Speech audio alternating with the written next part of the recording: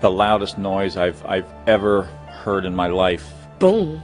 I cannot describe for you sufficiently what the blast of a 80-ton plane with 10,000 gallons of Jet A is like. Boom. I thought it was a bomb. Immediately what went through my mind was a bomb. A bomb. Sounded like a bomb. So I wasn't even thinking airplane at this moment. I knew it was terrorism. I knew, but because we were in the New Wedge area, I thought, these guys, how clever, they snuck a bomb into the construction site. It was very kind of slow. Things definitely slowed down, and to me the explosion happened in two portions. It didn't sound like much, and it just, there was a large whoosh and then a kind of a karumph sound, but I think that the overpressure caused me to go temporarily deaf.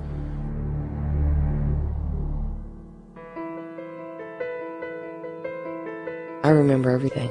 It was, for me, it was like a blink of an eye. My cubicle just blew up.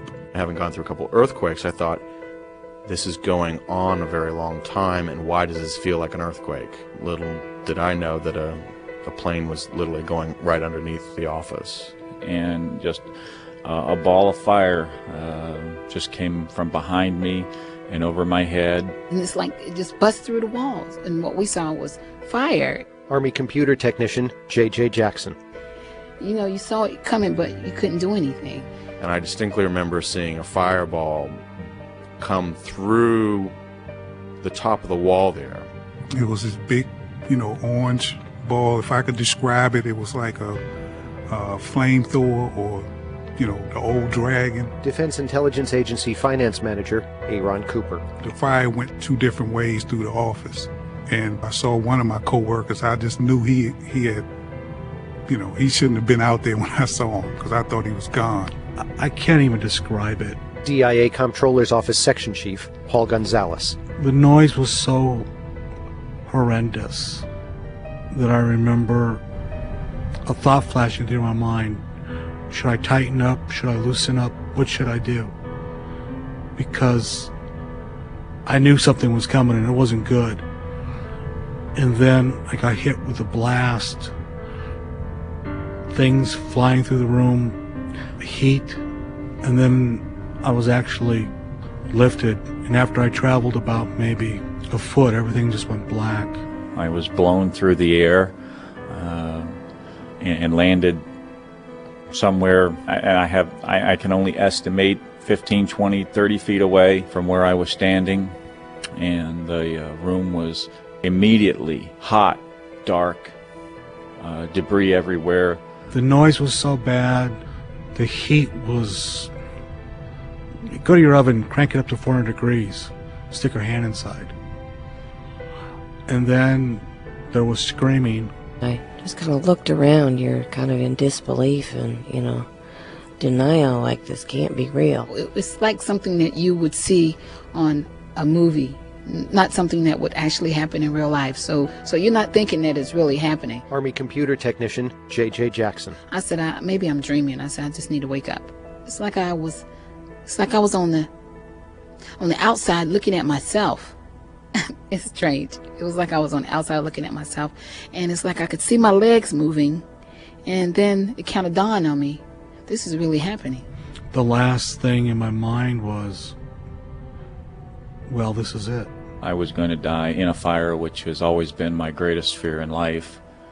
And then my second thought was that I would never see my bride again. After the boom and after everything stopped moving, it was dark, smoky, cloudy, and it was just quiet, like an eerie quiet. It was like, okay, I'm talking to you now, and then I opened it back up, and then there's all this destruction, and you're like, when did this happen? Where was I at? I was plunged into darkness because no windows, and all the lights had gone out. Major John Thurman. And then good old Army training kicked in, and I just dropped and rolled underneath my desk. The military, you do drills, and you have enough experience that when you're low on sleep and you're tired and all this stuff, you just got to be able to do things. Boom, boom, boom. It's like a football coach, teaches his players to react automatically to things, and you do drills. You're on automatic response to that thing. So, yeah, I mean, I think all that just kicks in. And